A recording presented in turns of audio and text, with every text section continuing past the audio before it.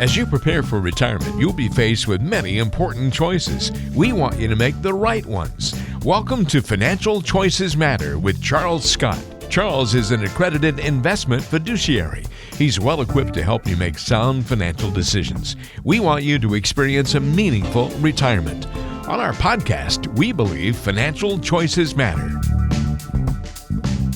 Back here for another episode of the podcast. Thanks for tuning in to Financial Choices Matter with Charles Scott, fiduciary advisor, and myself as we talk investing, finance, and retirement. We get these emails from time to time that says, well, what is your title? My title is Guy That Lobs Questions at Charles. That is my official title. What's going on, buddy? How are you? Life's simple. It's fine. We try to not make it complicated. There you go. We're happy. We're healthy. What the hell else do you want? I like it. That sounds good to me. Seriously. Yeah. We're having a good time and glad to get up every morning and both of us wake up. That's always a good thing. Always a good sign. Was it Carl? Was it the late Carl Reiner that said, "I wake up in the morning, I check the obituaries, and if I'm not in it, I go downstairs and have breakfast." Yeah, that's right. It'll be a good day. That was a great stuff. That's right. Yeah. Well, so today's the 16th that we're dropping this out when we're putting this thing out, and it's my birthday. And happy birthday. Thank you. I'm the big 50. And so I know, right? So I thought it would be interesting to have a little conversation about age and wisdom and how they play into financial planning, because I think a lot of people, Charles, and you've seen this over the years, I'm sure, that 50 kind of serves as this almost unofficial, you know how we always say, Memorial Day is the unofficial kickoff to summer, right? That kind of thing. I think 50 is the unofficial kickoff to thinking more heavily about retirement. I think would you say that's fair? People start to put a little bit more focus on it when they turn 50? Yeah, I guess if you're going to pick a big round number, 40, you think you're still relatively immortal. At 50, you know you're not. And at 60, if you haven't done it yet, I was going to say, hopefully have a problem. Hopefully you started before 60. Yeah. But 50 is kind of I would say, it's kind of a turning point of, okay, I got to get serious. I've been doing okay, but I better really make sure I'm doing okay. Right. Well, if it's not, we're coining this phrase and we're making 50 the unofficial kickoff to retirement planning. So there we go. Okay. There's an old saying, old quote that says age is the price of wisdom. And I think our bodies tell us that on a regular basis, right? As we get older. Okay. We heard a little bit more. I should have been smarter running that race or playing that game. Yeah. Exactly. So let's see how it applies to how does that actually, just that old saying right there, apply to the financial world? Oh, I think it's absolutely true. Age is the price of wisdom. We say it to everybody that comes in the door for the very first time.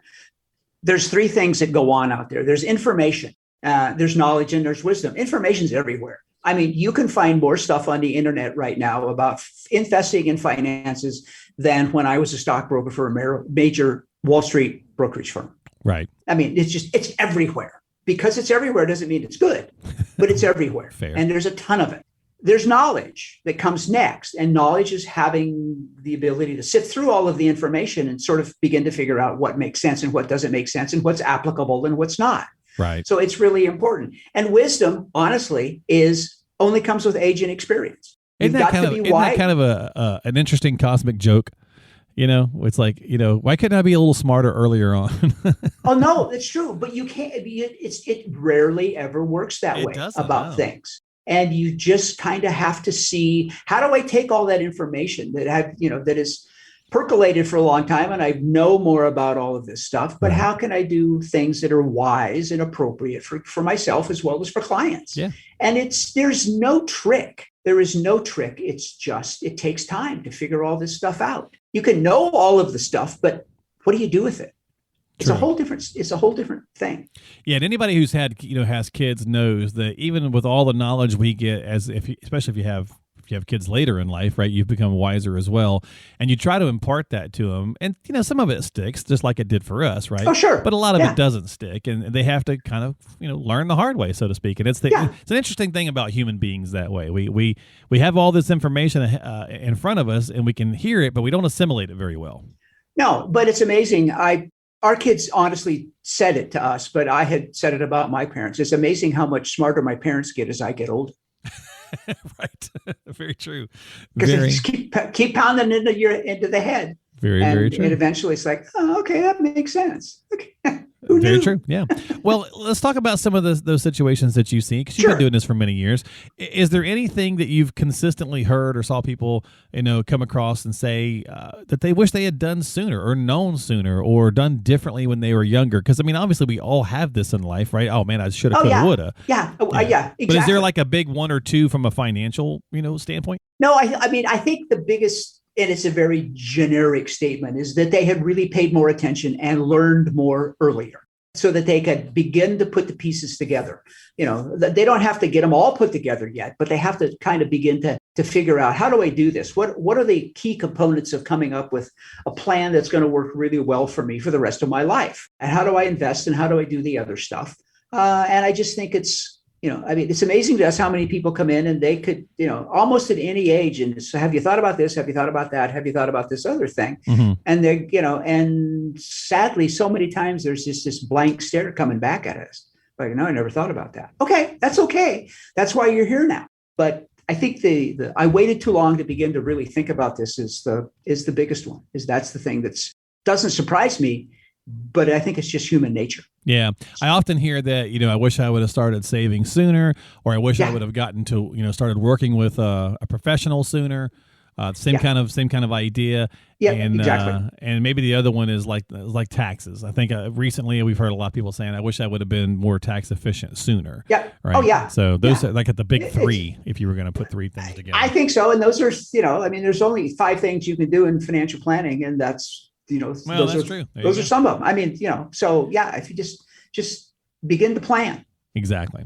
As people approach retirement, Charles, do you find that they worry about financial issues more or less than they did when they were younger? This would be interesting. Like, so, when you're a young family, like you're I was stressing all the time when I was in my late 20s with a kid and so on and so forth. How does that look when you start to age? Do you see it more? Do you see it less? I think it really, honestly, truly, and it goes back to what we've just been talking about. It depends on how they paid attention in the beginning. You just, there are certain things you should be doing at certain ages that if you don't, you're just going to have to do them later, probably. But there are some things that if you take it care of, you're young and you're just having kids and you're doing all this stuff. And, the simplest explanation there would be, do you have enough life insurance? And what you need to buy is the most term insurance you could possibly afford, because all you're doing is protecting against dying. As you get older and more successful financially, there's other kinds of life insurance that you could use that do something completely different than just create a death benefit for you. And that, so, I mean, it's just all the parts of this that change over time. And I just think we rarely come in and have anybody say, and I can't even remember the time it's ever really happened. I can think of a couple of clients where it's like, I pretty much nailed this early on and I just got lucky because I didn't know, this just made sense to me. So they did it and it was right. And, we never tell somebody that that's wrong. It's just, how did you come to that conclusion? And what can we do to maybe, now that you know where you really want to go, change course a little bit and get you there anyway. So right, I got you. Okay. Yeah. Interesting, because I think a lot of us, obviously we always stress about money to a degree. I think that's just, a fact of the world we have created as humans over the last however many, years you want to go back. It's always been a situation. But if you've done a decent job of planning, you can hopefully mitigate, right, those later in life fears. And not feel like, I'm going to get to 72 and be, stressing every day, because who wants that, right? That's no fun. Yeah. No, it's no. Okay. So I mean, it doesn't have to be perfect. Just right, but something, yeah. Yeah, it has to work for you and your family. Okay, so my wife and I were joking with our kid not too long ago, Charles. We said, listen, you're killing it now, because she just over the summer she moved up another rank in the military, so she went up one higher, and so we were like, hey, you're on your way, you're doing great. She re-enlisted for a few more years, so we were joking with her. We said, so you really don't need us to leave anything behind, or the house or anything like that. So, we're just going to blow it all and spend it all and blah, blah, blah, and just having kind of some, poking some fun at her. And it got me thinking about it, because my wife used to be, and this is no joke, just a few years ago, saying, well, I want to make sure we do this for her when we pass, or this or that for her when we pass. Right. And she literally has started changing. Like, she's more serious about, no, let's go have fun and enjoy these things and blah, blah, blah. Do you see that? Do you find people changing their opinion about leaving a legacy as they age? Did they maybe start with you, let's say, I don't know it. Let's say at 60, they're working with you and they're saying, this is what we want to do from a legacy standpoint. But when they get to 70, they're like, you know what? I changed my mind. I want to do something different. Yeah, it happens. And I think that's a good thing. I think they just adapt how they really want to go about doing it. Or things happen just like you were describing with your daughter. She's going to be successful. It's going to be fine. There's no reason to have to scrimp and save now to take care of her later because she'll be fine. So I think that's a relief to a lot of parents. It's like, oh, we did a pretty good job. They figured it out. And there's some parents that is like, this kid's a mess, has always been a mess, and there's nothing I can do about it because I've tried. And it's you just never know how it's going to turn out. But there's some of that anxiety of making sure that as a good parent, you want to provide. Yeah. Then you get to the point where it's like, okay, they'll be all right. So we can, we don't have to go blow it all, but we don't also have to save it all and not do anything that we, miss doing the things that we choose to do to try to save them financially. If we taught them well, and they were, then at some point in time, y'all got to make your own way anyway. That is very true. And there's no right or wrong answer to it, right? It's totally what you want to do. I've heard one, we always hear people say, do you want to bounce the last check to the funeral home? If you want to go that route. I heard a gentleman say, I'm leaving my kids a credit card statement. I thought that was pretty, there you go. Okay. I thought that was pretty funny. But it's totally subjective. I think a healthy place, and again, everybody, you do what you want, right? But I think a healthy place to at least view it from is we're not going to sacrifice our retirement, and we're going to live our retirement the way we'd like it to be, we want it to be, and whatever's left over, that's what we'll divide up right at the end, because that way you're not shortchanging yourself. I think that's a healthy place to be at and look. Oh, I do too. I absolutely do. And I think that's that's the philosophy most people should have. Do the best that you can for yourself and for your kids, but yourself first. Yeah, especially retirement, because you spent your whole life doing the best for your kids. That's right. Yeah, and it's really not that selfish either, Charles, because if we don't, and then we sacrifice too much for them as we're getting into retirement. We've had these conversations before. You might wind up leaning on them at a time when it's not real, convenient for them. They might be in their 30s or early 40s trying to raise their own family, and now they got to take care of mom and dad. Yeah, that's a challenge. That they become the sandwich generation. Yep. Older parents, young kids. Yep. It can be really difficult. Yeah, for sure. So, again, age and wisdom. Well, we all know it. We all experience it. We're feeling it as we get older. So hopefully, it's been kind of fun just to kind of think about that and take a look at how have you changed as you've been aging and getting closer to retirement. And with that said, we're going to jump in and take a couple of email questions from the last couple of weeks that have trickled back in now that we're back to doing these things. So we have got Karen in Phoenix, and she says, hey, Charles, what is your opinion of RoboVisor? It's stuff that I hear about. Is it worth looking at? I think it's worth looking into. I will ask you a very simple question, Karen. It is, do you like talking to people or just typing? If you like just to type, you're not going to have a conversation with somebody because you're just got to, they've got all these algorithms and you put all the information in and it tells you what you ought to do, but you can't talk about it. And I don't know. To me, it's real simple. Have a conversation with somebody. Yeah. That's the coin of the realm in a financial planning world. You have to have a conversation with people because you cannot. We tell people all the time, you're asking questions that need to have a conversation. If I get an email, I will not do an email string with you. Call me. We'll talk. It's so much better because then we can get to the real heart of what's going on. And there's a conversation and you find out and you adapt that conversation to go where you want. So do they serve a purpose in certain circumstances? Sure. But the best app in the world is the one that's in between your ears called your brain. Just use it sometimes. And it's got some massive computing power. So no kidding. Yeah. I'm with you. I don't know. I'm old fashioned. I'm happy to be old fashioned. I'm old school. Well, Charles, if you're ordering pots and pans or something on Amazon or something like that, then the app is fantastic. But if you're talking about, hey, let's say, Karen, and I'm not picking on you, I'm just trying to give you some things to think about. If you want to use one, use one. But it's if all of a sudden you say, hey, my daughter just sprang on me that she wants to get married and she wants to have a destination wedding and across the pond there in Hawaii, you can't call up the robo-advisor and talk about the best ways and the most tax efficient ways to get access to that money to do it. And I think there's that conversation piece where you can call, let's say Charles, for example, and you're like, Charles, Mary Sue's getting married, and he's like, oh, Mary Sue, and you guys, you're having this conversation. People understand, and they feel, and they can relate, and they can go through it because they empathize. This is what you and I do. We talk about stuff. Exactly. I'm sure that the people listening to this will say, well, that's a way better way of doing it than just having, I'm sure, Mark, you can do a robotic voice, but then you can't respond. So right. You can just simply ask questions. But I could pre-program it and just have it, love them to you that way. But then I can't banter back and forth. Then I don't need to do these if that's the case. So I hear you. That's no fun. Well, Karen, hopefully that helps. I mean, to Charles's point, they serve a purpose just like anything tech? I think it can, but there are some industries where I just feel like having, a person to talk to is beneficial. I don't mind using the McDonald's app to order my food, but I certainly don't, because I don't need to talk to them, but I certainly want to do the same thing when it comes to planning and talking about my retirement. I want to have a person. That's my opinion. Mine too. Yeah. This is the second podcast back in the fall here after I took the summer off. That was my choice, just to not because I don't like talking to Mark. Everybody should know by now. We have a good time. But I read a couple of books I thought were interesting and I wanted to share. Absolutely. So one of them is called Essentialism. It's by Greg McKeown, spelled McKeown. Heard about it from a client. Thought this sounds like a really interesting idea. Essentialism. It's the disciplined pursuit of less.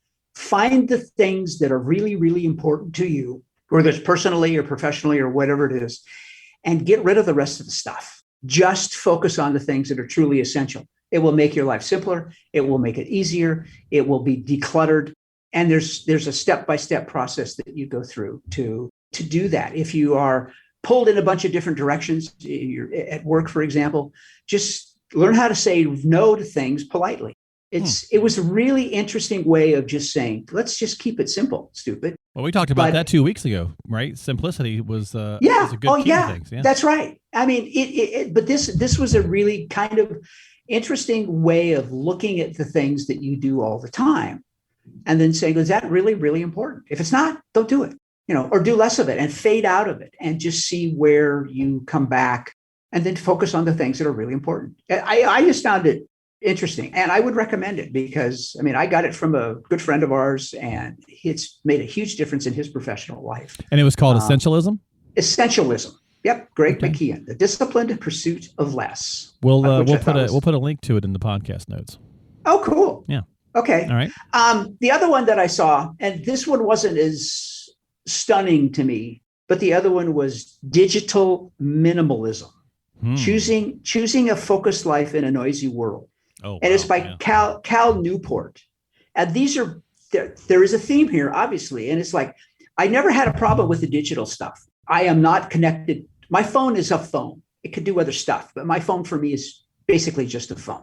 I am not looking at all of this other stuff that goes on out there because frankly, it just gets in the way of a bunch of stuff I'd rather do. This, for me, in reading this book, the history of how all of Facebook and Twitter and all of these digital communication setups was created and how they morphed into what they are today and how they continue. But I thought was very interesting historically. But, the whole idea is, I remember years and years and years ago when I very first got into the business, somebody said, well, I watched this person and they talk about this and from a financial point of view, and it really bothers me. I said, don't watch them. Right. It's not that hard. You have to change the channel. And it was like, what do you mean? Don't watch it? Don't watch them. If it bugs you, don't do it. Yeah. If you don't like a TV show, change the channel. You don't have to. Yeah. That's the kind of the problem with all this ban this or cancel that and so on and so forth that we're living in right now. It's like, look, if you don't like something, just don't pay attention to it. Yeah. And take away your purchasing power, which is your dollars. If you don't like, Pop-Tarts because they somehow offended you, well, then don't buy them. Then don't buy them. You don't have to go on a campaign to try to put them out of business because that won't work. But just say no. No, thanks. No, don't want to. Yeah, exactly. But everything, you could be connected all the time. We see people. Again, I'm old-fashioned. I'm proud to be old-fashioned, but I'm not out of touch. Right. So, I think there's a nice difference there too. I do too. Otherwise, I would not do it this way. Because I do it the way I want to do it, by God, because that's always what I've done. That's how we roll here in America, right? Well, that's. But these were just two interesting books, sort of similar themes, which I that wasn't on purpose at all. It's just sort of the way it turned out. Yeah. And they were both very, very fun reads and pretty enlightening. And I'm going to actually go back and read Essentialism again because it was like, and I don't do that very often. Nice. Well, I'll tell you what. I'll have Charles give us a link to him. We'll pop him up in the show notes, and if folks want to check him out, they can for digital minimalism and essentialism. So there you go. Couple of isms for you. A couple of isms as we wrap up the podcast this week. Well, Charles, thanks for hanging out with me, talking just age and wisdom. It happens to the best of us. It happens to all of us. And maybe some of these things, some of these little summer reading things that you had might help folks deal with some of that stuff as well. But as we're aging, just remember that stuff's going to change. The plan you have is going to change, or the plans you've made are going to change. Everything has to ebb and flow. It's not set in stone because life is going to ebb and flow. So as always, if you need some help, reach out to Charles, have a conversation before you take any action, because we do talk in generalities a lot on the podcast, which you should always do when you're hearing any financial information from any source. And you can stop by and check that out at PelotonCapital.com. That's where you can subscribe to us on Apple, Google, Spotify, so on and so forth. PelotonCapital.com, PeLeton Capital.com. All right, my friend, I'm going to let you go get out of here so my wife can take me to dinner for my birthday, and you have a fantastic one, okay? Happy birthday, and don't eat too much, or don't drink too much, or use Uber. I don't care. Okay, well, I will try. She will drive. Good luck. Thank you, my friend. Thank you so much. You folks have a great day. We'll see you back in October here on Financial Choices Matter with Charles Scott, fiduciary advisor at Peloton Capital Management.